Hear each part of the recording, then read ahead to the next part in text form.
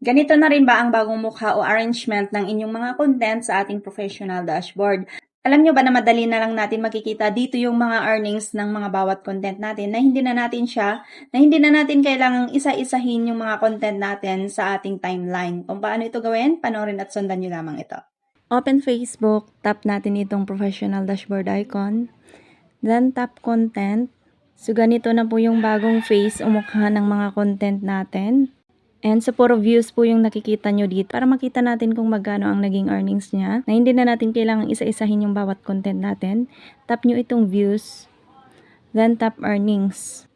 Ayan, so scroll up nyo lang po. Makikita nyo po dyan yung may mga dollars dyan. Ayan po yung naging earnings ng mga content nyo. Ayan, puro 0-0 lahat yan kasi walang earnings yan. Ayan, maghanap tayo dito ng may earnings.